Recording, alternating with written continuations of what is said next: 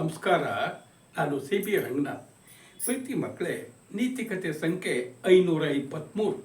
ಇವತ್ತಿನ ಕತೆ ಗುರುದೇವೋ ಭವ. ಗುರುಗಳ ಬಗ್ಗೆ ಎಲ್ಲರಿಗೂ ಗೌರವ ಅಲ್ವಾ? ಅದರದ್ದೇ ಕತೆ. ಅದು ಒಂದು ಜಿಲ್ಲಾ ಕೇಂದ್ರ. ಅಲ್ಲಿ ಸರ್ಕಾರಿ ಆಸ್ಪತ್ರೆ ಇದೆ. ತುಂಬ ಸುಸಜ್ಜಿತವಾಗಿರೋದು. ಒಳ್ಳೆ ಆಸ್ಪತ್ರೆ, ಒಳ್ಳೆ ವೈದ್ಯರಿದ್ದಾರೆ.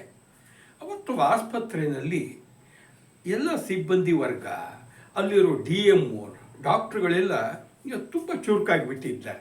ಕಾರಣ ಏನಪ್ಪ ಅಂದರೆ, ಆ ಜಿಲ್ಲಾ ಕೇಂದ್ರಕ್ಕೆ, ಆ ಜಿಲ್ಲೆಗೇ ಹೊಸ DC ಬಂದು 3 ತಿಂಗಳಾಗಿದೆ. ಅವ್ರ ಹೆಸರೇ ಮೋಹನ್ ರಾಜ್. ತುಂಬ ಒಳ್ಳೆ ಹೆಸರು ತಗೊಂಡಿರೋಂಥವ್ರು. ಅವರು ಉತ್ತರ ಭಾರತದಲ್ಲಿ ಒಂದು 5 ವರ್ಷ ಸರ್ವಿಸ್ ಮಾಡಿ ಕರ್ನಾಟಕಕ್ಕೆ ಬಂದಿದ್ದಾರೆ. ಈಗ ಈ ಜಿಲ್ಲಾ ಕೇಂದ್ರಕ್ಕೆ DC ಆಗಿ ಬಂದು 3 ತಿಂಗಳಾಗಿದೆ. ಅವರು ತುಂಬ ಒಳ್ಳೆಯ ಹೆಸರು ತಗೊಂಡಿರೋರ ಜೊತೆಗೆ ಒಂದಿಷ್ಟು ಸೋಷಿಯಲ್ ಆ್ಯಕ್ಟಿವಿಟೀಸ್, ಸಮಾಜ ಸೇವೆಗಳನ್ನು ತಮ್ಮ ಹೆಂಡತಿ ಜೊತೆ ಮಾಡ್ತಾ ಇದ್ರು. ಹಂಗಾಗಿ ಏನಾಗಿದೆ, ಈ ನಮ್ಮ ಜಿಲ್ಲಾಧಿಕಾರಿಗಳದ್ದು ಇವತ್ತು ವೆಡ್ಡಿಂಗ್ ಆ್ಯನಿವರ್ಸರಿ, ವಿವಾಹದ ವಾರ್ಷಿಕೋತ್ಸವ, ಅದರ ಅಂಗವಾಗಿ ಅವರು ತಮ್ಮ ಪತ್ನಿ ಜೊತೆಗೆ 4-6 ಜನ ಸ್ನೇಹಿತರ ಜೊತೆಗೆ ಈ ಸರ್ಕಾರಿ ಆಸ್ಪತ್ರೆಗೆ ಭೇಟಿ ಕೊಡೋರಿದ್ರು.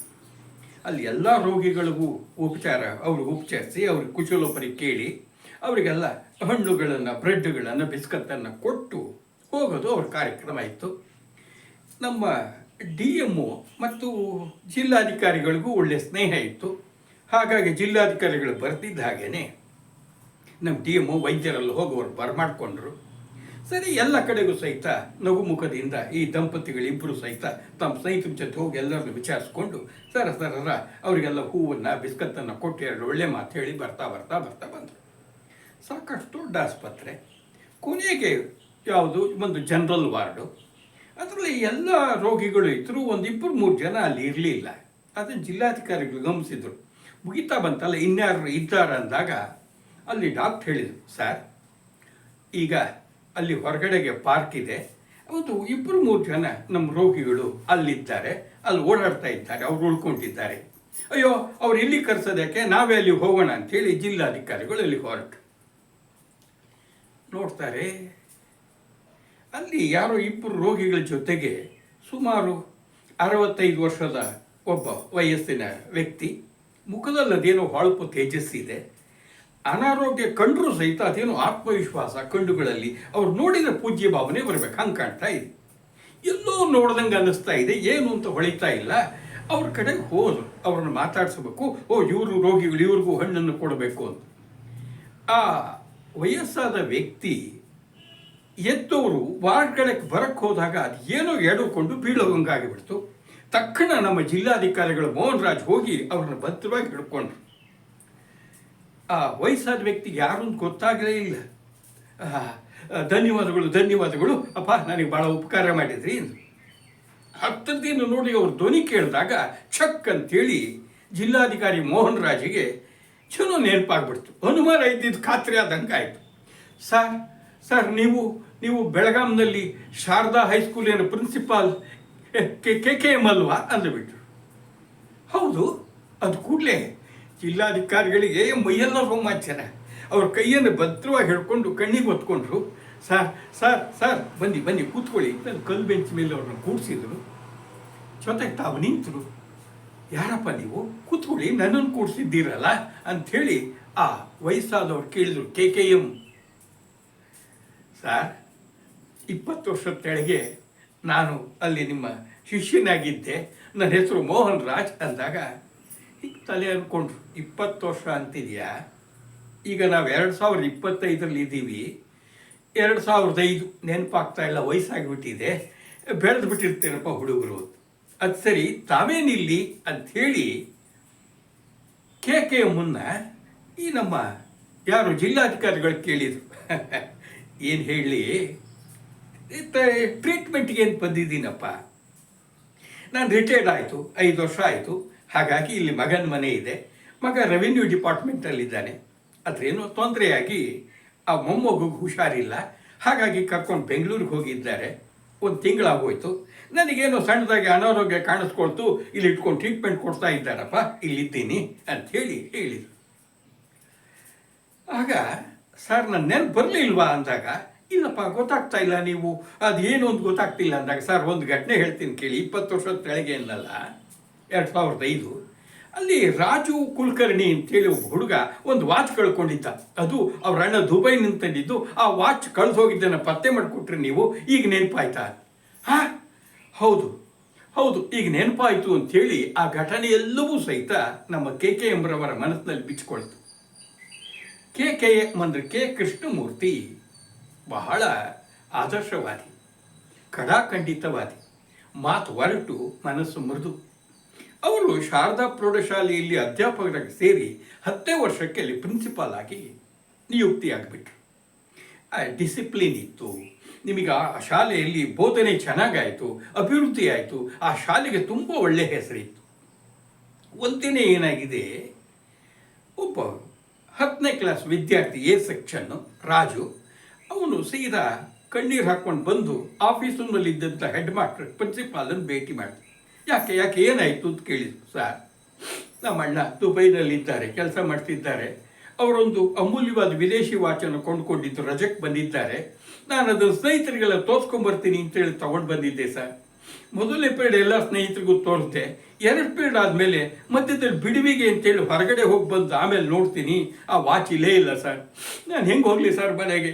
ನನಗೆ ಮುಖ ತೋರ್ಸೋಕ್ಕಾಗಲ್ಲ ಸರ್, ನನಗೆ ಮನೆ ಬಿಟ್ಟು ಓಡಿಸ್ಬಿಡ್ತಾರೆ ಸರ್, ದಯವಿಟ್ಟು ಪತ್ತೆ ಮಾಡಿಕೊಡಿ ಸರ್. ಸರ್ ಅಂತ ಅಳಬೇಡ, ಧೈರ್ಯ ಕಳ್ಕೊಳ್ಬೇಡ, ನನ್ನ ಪ್ರಶ್ನೆಗೆ ಸರಿಯಾಗಿ ಉತ್ತರ ಹೇಳು ಅಂತೇಳಿ ನಿಧಾನವಾಗಿ ರಾಜುವನ್ನ ಕೇಳಿದರು ಪ್ರಿನ್ಸಿಪಾಲ್. ಅಲ್ಲಪ್ಪ, ನೀನು ತಂದಿದ್ದಾಗಿತ್ತು, ಯಾವಾಗ ಕಾಣೆಯಾಗಿದೆ? ನೀವೆಲ್ಲ ಬಿಡುವಿನ ಅವಧಿಯಲ್ಲಿ 5 ನಿಮಿಷ ಹೊರಗಡೆ ಹೋಗಿ ಬಂದ, ಆಯಿತು. ತರಗತಿಯಲ್ಲಿ ಎಲ್ಲ ಹುಡುಗರದು ನಿಮ್ಮ ಕ್ಲಾಸ್ ಟೀಚರ್ ಕೇಳಿದೆ, ಅವರೆಲ್ಲ ತಪಾಸಣೆ ಮಾಡಿದ್ರ ಸರ್? ನಾನೇ, ಅವರೇ ಅನುಮತಿ ಕೊಟ್ಟರು, ಎಲ್ಲರೂ ಬ್ಯಾಗ್ ನೋಡಿದೆ ಸರ್, ಇಲ್ಲ. ಓಹೋ, ಹಂಗಾರೆ ವಾಚು ಹೊರಗಡೆ ಹೋಗಿರಲ್ಲ, ಚೀಲದಲ್ಲಿ ಇಲ್ಲ, ಇರಲಿ, ಯೋಚನೆ ಮಾಡಬೇಡ, ನೀನು ಹೋಗು, ನಾನೀಗ ಬರ್ತೀನಿ ಅಂತ ಬಿಟ್ರು. ಅಲ್ಲಿ ಪ್ಯೂನ್ ರಾಮಪ್ಪ ಕರೆದವನು ಕಿವಿಲಿಯನ್ನು ಪಿಸ ಹೇಳಿದರು. ಸೀದಾ ರಾಜು ಹೋಗ್ತಿದ್ದಂಗೆ 10ನೇ ತರಗತಿಗೆ ಬಂದರು. ಅಲ್ಲಿದ್ದಂಥ ಅಧ್ಯಾಪಕರು ನಿಂತು ಅಂದರು, ಸಾರ್ ಅಂದರು, ಯೋಚನೆ ಮಾಡಬೇಡಿ, ನೋಡಿ ಮಕ್ಕಳೇ, ಈಗ ರಾಜು ವಾಚು ಕಾಣೆಯಾಗಿಬಿಟ್ಟಿದೆ, ಇದು ಒಳ್ಳೇದಲ್ಲ. ತಿಳಿದನೋ ಯಾರಾದರೂ ಅದನ್ನು ಕದ್ದಿದ್ರೆ, ತೆಗೆದಿಟ್ಕೊಂಡಿದ್ರೆ ದಯವಿಟ್ಟು ಕೊಟ್ಬಿಡಿಯಪ್ಪ. ಯಾರೂ ಮಾತಾಡಲಿಲ್ಲ. ಆಯಿತು, ಈಗ ನಾನೇನು ಮಾಡ್ತೀನಿ, ನಿಮಗೆ ಹತ್ರ ಎಲ್ಲರೂ ಬಂದು ನಿಮ್ಮ ಜೇಬನ್ನು ತಪಾಸಣೆ ಮಾಡ್ತೀನಿ, ನಿಮ್ಮ ಹತ್ರ ಇರೋ ವಾಚ್ ಕೊಡ್ತೀನಿ. ಆದರೆ ಒಂದು ಆ ರಾಮಪ್ಪ ಅಷ್ಟೊತ್ತಿಗೆ ಬಂದ ಪ್ಯೂನು, ಅವನ ಕೈಯಲ್ಲಿ ಇಷ್ಟಿಷ್ಟು ಉದ್ದದ ಒಳ್ಳೆ ಟೇಪು ಬಟ್ಟೆಗಳಿದೆ, ನೋಡಿ ಇದೆಲ್ಲ ತಗೊಳ್ಳಿ, 50 ಜನ ವಿದ್ಯಾರ್ಥಿಗಳಿದ್ದೀರ, ಮೇಟ್ರೆ ನೀವು ಬಾಗ್ಲತ್ರ ಹೊರಗಡೆಗಿರ್ರಿ, ನೋಡಿ ಎಲ್ಲರೂ ತಗೊಳ್ಳಿ, ಕಣ್ಣಿಗೆ ಬಟ್ಟೆ ಕಟ್ಕೊಳ್ಳಿ ಅಂದ ಕೂಡಲೇ ಎಲ್ಲರೂ ಬಟ್ಟೆ ಕಟ್ಕೊಂಡ್ಬಿಟ್ರು. ಈಗ ನಾನು ಹೇಳಿದ ಹಾಗೆ ನೋಡಿ, ಎಲ್ಲ 50 ಜನ ಇದ್ದೀರಾ, 1, 2 ಅಂತಿದ್ದಂಗೆ ಒಬ್ಬೊಬ್ಬರೇ ಬರಬೇಕು, ನೀವು ತಪಾಸಣೆ ಮಾಡ್ತೀನಿ, ಹೊರಗಡೆ ಕಳಿಸ್ತೀನಿ, ಆಮೇಲೆ ನೀವು ಹೊರಗಡೆ ಇರ್ರಿ, ವಾಚನ್ನು ನಾನು ಪತ್ತೆ ಮಾಡ್ತೀನಿ. ಸರಿ, ಹಾಗೆ ಆಯಿತು. ಎಲ್ಲ ಹುಡುಗರನ್ನ ಇವರೇನು ಮಾಡ್ತಿದ್ದಾರೆ, ಹುಡುಗರು ಕಣ್ಣಿಗೆಲ್ಲ ಟೇಪ್ ಕಟ್ಕೊಂಡಿದ್ದಾರೆ, ಯಾರ ಹತ್ರ ಇದೆ ಅಂತ ಯಾರಿಗೂ ಗೊತ್ತಾಗಬಾರ್ದು ಅಂತೇಳಿ ಒಬ್ಬೊಬ್ಬರನ್ನೇ ಕಳಿಸ್ತಾ ಇದ್ರು. ಜೇಬ್ ಮುಟ್ಟಿದ್ರು, ಇಲ್ಲಿ ಮುಟ್ಟಿದ್ರು. 43 ಜನ ಆಗಿ 44ನೇ ಹತ್ರ ಬಂದಾಗ ಅವನ ಜೇಬ್ನಲ್ಲಿ ವಾಚ್ ಸಿಕ್ಬಿಡ್ತು. ವಾಚ್ ತೊಗೊಂಡವರು ತಮ್ಮ ಜೇಬ್ನಲ್ಲಿ ಇಟ್ಕೊಂಡ್ರು. ಎಲ್ಲ ಕಣ್ಣಿಗೆ ಬಟ್ಟೆ ಕಟ್ಟಿದ್ರು, ಯಾರಿಗೂ ಗೊತ್ತಾಗಿಲ್ಲ. ಆ ತರಗತಿ ಮೇಷ್ಟ್ರು ಹೊರಗಡೆಗಿದ್ರು. ಸೀದಾ 45 ನೆಕ್ಸ್ಟ್ ಅಂಥೇಳಿ 50 ಜನರು ತಪಾಸಣೆ ಮಾಡಿ ಹೊರಗಡೆ ಕಳಿಸಿಬಿಟ್ರು. ಆಯಿತು, ಎಲ್ಲರೂ ಬಟ್ಟೆ ಬಿಚ್ಚಿ ಹೊರಗಡೆ ಕೂತ್ಕೊಳ್ಳಿ ಅಂತ ಹೇಳಿದರು. ಇವರು ತರಗತಿಯಲ್ಲಿ ಆ ಪ್ಯೂನ್ ಬಂದು ಕರೆದ, ರಾಜು ಬರಬೇಕಂತ ಪ್ರಿನ್ಸಿಪಾಲ್ ಕರೀತಿದ್ದಾರೆ ಅಂತ. ಪ್ರಿನ್ಸಿಪಾಲ್ ರಾಜು ಕೈಯಲ್ಲಿ ವಾಚ್ ಕೊಟ್ಟರು. ರಾಜು ಸಂತೋಷ ಸರ್, ಅಂತೂ ನಾನು ವಾಚ್ ಸಿಕ್ಬಿಡ್ತು ಸರ್, ನನ್ನ ಪಾಲಿನ ದೇವರು, ನಾನು ಮನೆಗೆ ನೆಮ್ಮದಿಯಾಗಿ ಹೋಗ್ತೀನಿ ಅಂತ. ಆಯಿತು ಹೋಗು ಅಂತ ಕಳಿಸಿದರು. ಅವನು ಹಿಂದಕ್ಕೆ ಬಂದ, ಮುಂದೆ ಹೋದ. ಸರ್ ಏನು? ವಾಚು ಯಾರು ಸರ್ ಕದ್ದಿದ್ದು? ರಾಜು, ನಿನಗೆ ವಾಚು ಸಿಗೋದು ಮುಖ್ಯ ಆಗಿತ್ತು, ಕದ್ದಿದ್ದು ಯಾರು ಅನ್ನೋ ತಿಳ್ಕೊಳ್ಳೋದು ಮುಖ್ಯ ಇಲ್ಲ ಸರ್. ವಾಚು ಸಿಕ್ತು ಹೋಗ್ತೀನಿ ಸರ್ ಅಂತ ಹೋಗೇ ಬಿಟ್ಟ. ಅವಧಿ ಮುಗೀತು. ಹುಡುಗರೆಲ್ಲ ಕೇಳಿದ್ರು, ರಾಜು ವಾಚ್ ಸಿಕ್ತಾ? ಸಂತೋಷ ಕಣ. ಯಾರ ಕದ್ದಿದ್ದು? ಯಾರಂತಂದ್ರೆ ರಾಜುಗೂ ಗೊತ್ತಿಲ್ಲ. ಇಲ್ಲ ಹೇಳಿ ಯಾರು ಅಂತ. ಅಯ್ಯೋ ಯಾರು ಗೊತ್ತಿಲ್ಲ. ಆದರೆ ಕದ್ದವನು ಅಲ್ಲೇ ಇದ್ದ. ಆದರೆ ಅವನಿಗೆ ನಾಚಿಕೆ ಆಗಿಬಿಡ್ತು, ಇದೇನಿದು, ಹೆಡ್ ಮಾಸ್ಟ್ರು ಹೇಳೇ ಇಲ್ಲ. ಆದರೆ ಅವರೊಬ್ಬರಿಗೆ ಗೊತ್ತಿದೆ ಏನು ಮಾಡೋದು ಅಂತ ಒದ್ದಾಡಿಬಿಟ್ಟ. ಆ ವರ್ಷ ಕಳೆದು ಹೋಗ್ಬಿಡ್ತು, ಎಲ್ಲ ಘಟನೆ ಆಗಿ ಹೋಗ್ಬಿಡ್ತು. ಇದು ವಾಚಿನ ಪ್ರಕರಣ ಕೂಡಲೇ ನಮ್ಮ ಪ್ರಿನ್ಸಿಪಾಲ್ KKMಗೆ ನೆನಪಾಯಿತು. ಆಗ ಮೋಹನ್ ರಾಜ್ ಹೇಳಿದರು, ಸಾರ್ ಅವತ್ತು ವಾಚನ್ನು ಯಾರು ಕದ್ರು ಅಂಥೇಳಿ ನೀವು ಯಾರಿಗೂ ಹೇಳಲೇ ಇಲ್ಲಂತೆ. ಹೌದಪ್ಪ, ಯಾಕೆ ಹೇಳಬೇಕು? ನೋಡು, ತಿಳಿದನೋ ವಿದ್ಯಾರ್ಥಿಗಳು ತಪ್ಪು ಮಾಡಿಬಿಡ್ತಾರೆ, ಅವರನ್ನು ನಾವು ದಂಡಿಸಬಾರ್ದು, ತಿದ್ದಬೇಕು. ಅದು ಗೊತ್ತಾಗದೆ ಗುಟ್ಟಾಗಿ ಉಳಿದಿದ್ದೆ ಒಳ್ಳೆಯದು. ಸಾರ್ ಆ ವಾಚನ್ನು ಕದ್ದಿದ್ದು ನಾನೇ ಸರ್ ಅಂದಾಗ, ವಿಶ್ವಾಲು ನೀವಾ ಅಂತ ಕೇಳಿದರು. ನನಗೆ ಗೊತ್ತೇ ಇಲ್ಲ, ನೀವು ಹೇಳಿದ ಮೇಲೆ ಗೊತ್ತಾಗಿದ್ದಿದ್ದು ಸಾರ್. ಯಾಕೆ ಸರ್, ನಿಮಗೆ ಗೊತ್ತಿರಲಿಲ್ವಾ? ಇಲ್ಲ ರಾಜು, ಇಲ್ಲ. ಹೌದು, ಯಾರು ಇವನು? ನೋಡಪ್ಪ ಮೋಹನ್ ರಾಜ್, ನನಗೆ ಗೊತ್ತಿರಲಿಲ್ಲ. ನಿಮ್ಗೆ 50 ಜನಕ್ಕೆ ಪಟ್ಟಿ ಕಟ್ಟಿದ್ರಲ್ಲ, ಅದು ಗೊತ್ತಾಗಬಾರ್ದು, ನಾಳೆ ಯಾರು ವಾಚ್ ಕದ್ದಿದ್ದ ಅವನಿಗೆ ಚುಚ್ಚಬಾರ್ದು ಆ ವಿದ್ಯಾರ್ಥಿಗೆ ಅಂತೇಳಿ ನಮ್ಮ ಮಕ್ಕಳಿದ್ದಂಗಲ್ಲೇನಪ್ಪ ಅಂತೇಳಿ 51ನೇ ಪಟ್ಟಿಯನ್ನು ನಾನು ಕಣ್ಣಿಗೆ ಕಟ್ಕೊಂಡಿದ್ನಪ್ಪ. ಹಾಗಾಗಿ ನನಗೆ ಯಾರು ಅಂತ ಗೊತ್ತೇ ಇಲ್ಲ. ಈಗ ನೀನು ಕದ್ದಿದ್ದೀನಿ ಅಂತ ಹೇಳಿದ ಮೇಲೆ ಗೊತ್ತಾಗ್ತಾ ಇದೆಯಪ್ಪ ಅಂತ ಹೇಳಿದಾಗ ರಾಜು ಮೋಹನ್ ರಾಜ್ ಕಣ್ಣಲ್ಲಿ ದಳದಳ ನೀರು ಬಂದ್ಬಿಡ್ತು. ಎಂಥ ದೊಡ್ಡ ಮನುಷ್ಯ ಸರ್ ನೀವು, you are really great sir ಅಂಥೇಳಿ ಕಾಲಿಗೆ ಬಿದ್ದುಬಿಟ್ಟ. ಅಲ್ಲಿದ್ದವ್ರ ಚಪ್ಪಾಳೆ ತಟ್ಟಿಬಿಟ್ರು. ಅಲ್ಲಿ ನೋಡಿದರೆ ಆ ಪತ್ರಕರ್ತರು ವಿಡಿಯೋದವರೆಲ್ಲ ಫೋಟೋ ಹೊಡೆಯಕ್ಕೆ ಶುರು ಮಾಡಿಬಿಟ್ರು. ಆಗ ಜಿಲ್ಲಾಧಿಕಾರಿ ಹೇಳಿದರು, ಸಾರ್ ಅವತ್ತು ನೀವು ಯಾರಿಗೂ ಹೇಳಲೇ ಇಲ್ಲ, ನಾನು ಬಹಳ ಕೀಳರಿಮೆಯಿಂದ ಕೂಗು ಹೋಗಿದ್ದೆ. ನೀವು ಹೇಳದೇ ಇದ್ಮೇಲೆ ನನಗೊಂಥರ ಧೈರ್ಯ ಬಂತು. ನೀವು ನನ್ನ ನೋಡಿದರೂ ಯಾವತ್ತೂ ವಿಚಾರದಲ್ಲಿ ಏನೂ ಕೇಳಲಿಲ್ಲ. ನಾನು ಸಣ್ಣ ಪುಟ್ಟ ಕಳ್ತನ ಮಾಡ್ತಿದ್ದೆ. ಯಾವಾಗ ವಾಚಿನ ಪ್ರಕರಣ ಆಯಿತೋ ಜೀವನದಲ್ಲಿ ಒಂದು ಟರ್ನಿಂಗ್ ಪಾಯಿಂಟ್ ಸರ್.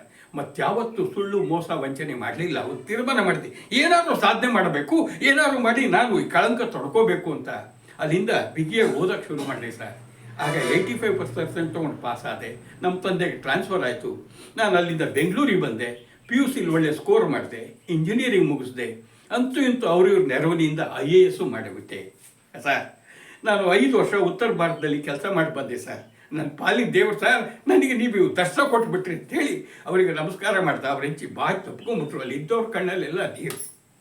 ಸರಿ, ಒಳಗಡೆ ಕರ್ಕೊಂಡು ಹೋದ್ರು, ಕೂಡಿಸಿದ್ರು. ಸರ್ ಆಶೀರ್ವಾದ ಮಾಡಿ ಸರ್, ನಿಮ್ಮ ಆಶೀರ್ವಾದದಿಂದ ಇವತ್ತು ನಾನು DC ಆಗಿದ್ದೀನಿ ಅಂತೇಳಿ ಮೋಹನ್ ರಾಜ್ ಹೇಳಿದ. ಆಗ ಅಲ್ಲಿದ್ದವ್ರ ಕಣ್ಣಲ್ಲಿ ನೀರು. ಈ ಕಡೆ ಬಂದ ಮೇಲೆ DMO ಹೇಳಿದರು, ಸರ್ ಇವ್ರನ್ನ ಮೇಟ್ರು ಎಂಥ ದೊಡ್ಡ ವ್ಯಕ್ತಿ ಸರ್, ಆದರೆ ದೊಡ್ಡ ಸಮಸ್ಯೆ ಸಿಕ್ಕೊಂಡು ಬಿಟ್ಟಿದ್ದಾರೆ. ಏನು ಸಮಸ್ಯೆ? ಅವ್ರಿಗೆ ಹೃದಯ ಸಂಬಂಧಿ ಕಾಯಿಲೆ ಇದೆ. ಅವರ ಮಗನಿಗೆ ಅನಾರೋಗ್ಯ ಅಂತೇಳಿ ಹೋಗಿದ್ದಾರೆ. ಇವರು ರಿಟೈರ್ಡ್ ಆದಮೇಲೆ ಪೆನ್ಷನ್ ಇಲ್ಲ, ಅನ್ಎಡೆಡ್ ಸ್ಕೂಲು. ಮೊಮ್ಮಗನಿಗೆ ದುಡ್ಡೆಲ್ಲ ಖರ್ಚು ಮಾಡಿದ್ದಾರೆ. ಈಗ ಇವರಿಗೆ ಆಪ್ರೇಷನ್ಗೆ 5 ಲಕ್ಷ ಆಗ್ತಾ ಇದೆ. ನಾವೆಲ್ಲ ಏನು ಮಾಡೋದು ಅಂತ ಗೊತ್ತಿದ್ದೇ ತೋರಿಸ್ಬಿಟ್ಟಿದ್ವಿ. ಹಂಗಂದಾಗ ನೋಡಿ, ಯೋಚನೆ ಮಾಡಬೇಡಿ, ನನ್ನ ಬದುಕಿನ ದೀಪ ಅವರು. ಅವ್ರಿಗೆ ಏನು ಖರ್ಚಾಗತ್ತೆ ಆಪ್ರೇಷನ್ನಿಗೆ ನಾನು ಇದ್ದೀನಿ, ಆದರೆ ಅವ್ರಿಗೆ ಗೊತ್ತಾಗಬಾರ್ದು. ನಮ್ಮ ಟ್ರಸ್ಟ್ ಕಡೆಯಿಂದ ಅದಕ್ಕೆ ನೆರವು ಕೊಡ್ತೀವಿ, ಅವ್ರಿಗೆ ಹೇಳಬೇಡಿ, ದಯವಿಟ್ಟು ಆಪ್ರೇಷನ್ ಮಾಡಿ ಅಂತ ನಮ್ಮ ಮೋಹನ್ ರಾಜ್ ಹೇಳಿದರು. ಹಾಗೇ ಆಪ್ರೇಷನ್ ಆಯಿತು. ನಮ್ಮ ಹೆಡ್ ಮಾಸ್ಟ್ರು ಪ್ರಿನ್ಸಿಪಾಲ್ KKM ಗುಣ ಆದರು. ಆರಾಮಾಗಿ ಮನೆಗೆ ಹೋದರು. ನೋಡಿ ಮಕ್ಕಳೇ, ಇದಕ್ಕೆ ಗುರುದೇವೋ ಭವ ಅನ್ನೋದು. ಎಂತೆಂಥ ಪುಣ್ಯಾತ್ಮರು ಇರ್ತಾರೆ. ಈ KKM ಒಬ್ಬರಲ್ಲ, ಇಂಥವ್ರು 1000 ಲಕ್ಷದ ಅಧ್ಯಾಪಕರಿಂದ ಇವತ್ತು ದೇಶದ ತುಂಬ ಒಳ್ಳೆಯ ವಿದ್ಯಾರ್ಥಿಗಳು, ಒಳ್ಳೆಯ ವ್ಯಕ್ತಿಗಳಾಗಿ ಬದುಕ್ತಾ ಇರೋದು, ಬಾಳ್ತಾ ಇರೋದು. ಇಂಥ ಎಲ್ಲ ಅಧ್ಯಾಪಕರಿಗೆ ನಾವು ಸೆಲ್ಯೂಟ್ ಹೇಳೋಣ ಅಲ್ವಾ?